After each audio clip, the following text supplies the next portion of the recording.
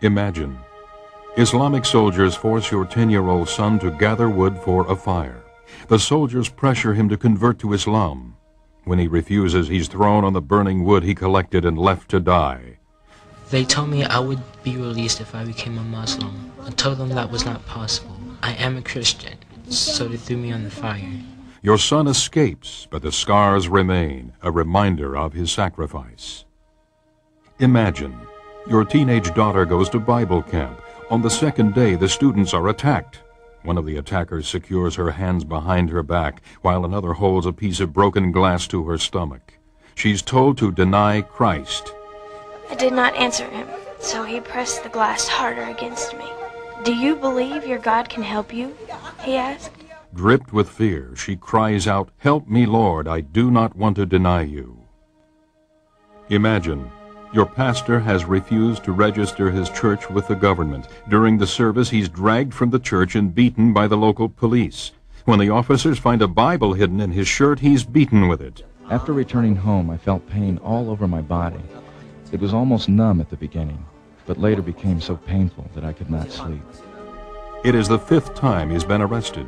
If he's caught again, the police say they will kill him. Every day, thousands of Christians are persecuted for their faith. Hundreds are martyred, about 1 every 3 minutes. They're not heroes or statistics, they're family. In over 40 nations around the globe, our family is assaulted for their testimony of Jesus Christ. In most instances, the persecution could have been averted if they had simply denied Christ. But they didn't, and they won't. In Sudan, an Islamic army set on jihad, or holy war, has systematically targeted Christians. Death and suffering can be seen throughout the countryside. Countless Christians are being displaced within their own country. Fleeing from persecution, they've lost everything, often arriving at refugee camps with nothing more than the clothes on their backs. In spite of heavy persecution, the church in Sudan continues growing at astonishing rates. Many of the believers bear the scars of their faith, but they also bear a testimony to God's faithfulness. Over 500 churches have been destroyed in Indonesia. On the island of Ambon, Christians have been massacred in a so-called religious cleansing by radical Muslims.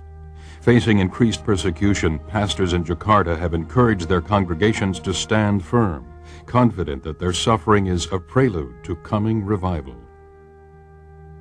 With the fall of communism in Eastern Europe, many have hailed its defeat. But Christians in North Korea, Vietnam, Laos, or China would disagree. Hmong villagers have been imprisoned in Vietnam and Laos after converting to Christianity. Some have had boiling water poured down their throats for simply possessing a Bible in their own language. The Hmong tribe is the largest in Southeast Asia, numbering 10 million. Meeting secretly in homes, more than 2 million have recently committed their lives to Christ. The persecution facing our brothers and sisters is not a human tragedy. It's a spiritual reality facing the body of Christ. We may not be able to stop the attacks, but we can ease their pain. Through prayer, encouragement, and practical assistance, we can fellowship in their suffering. We can show them that they are not forgotten. It's hard to ignore their pain after you hear their cries. Pada saat itu, benar-benar kita semua teriak, Tuhan tolong, Tuhan tolong.